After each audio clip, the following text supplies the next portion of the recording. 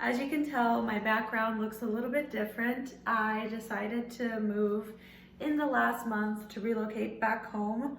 I just needed a lifestyle change and just to dial down my life and focus on some things that are very important. And as you can tell, also I'm standing up. I normally sit down whenever I do my videos, but I'm having some issues with my back lately and I just feel more comfortable standing to do this video. So let's get into it.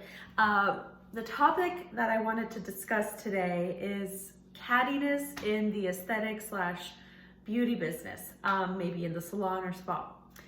It's something that I hear way too often. It seems to be a very common thing across all boards.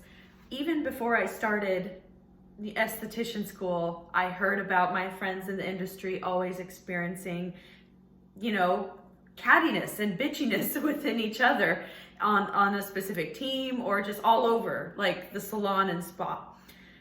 For me personally, I do think that it's a very common theme that happens. Unfortunately, I've experienced it.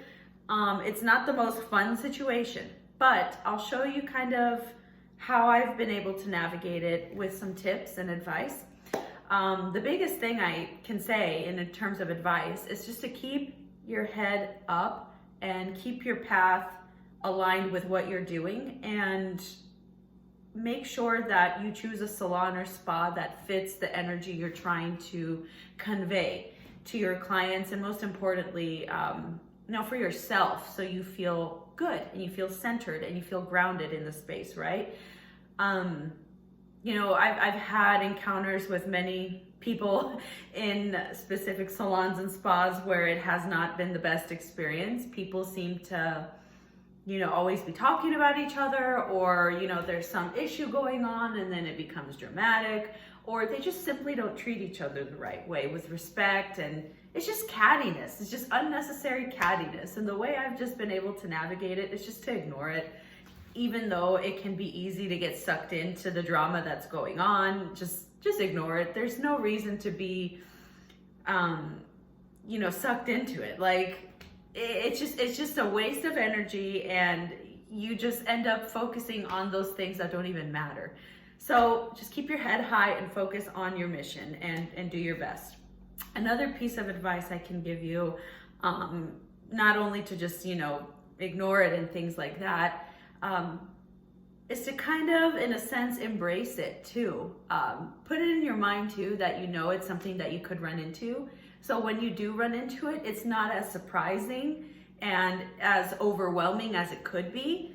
So just reminding yourself that this is maybe something I have to run into. Just, you already come in with the mindset in the sense that you'll be prepared to handle it in a better way. And then another tip I have, just overall, it's sad that it happens, but maybe if it gets to the point where you see yourself being affected too much by it, maybe you need to talk to someone about it and voice your opinion instead of letting it be pushed to the side and just ignoring it. If it comes to the point where it's affecting your job, your work, yourself even as a person, and you dread going to work every day, talk to someone about it. Don't let it slide. I've done that mistake where I've just let it slide, and I just end up leaving a position just because I didn't communicate effectively. But I have, moving forward from that experience, just talked about how I feel in regards to certain things,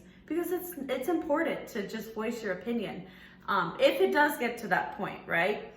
So overall, don't be stressed about it. It happens, not just in this industry, but in other industries too, especially when you're with a lot of women. In general, it can happen. And, just put yourself in your head early on in your career, even if you're thinking about going to school, that it's totally okay, even though it's not okay, that it's going to happen.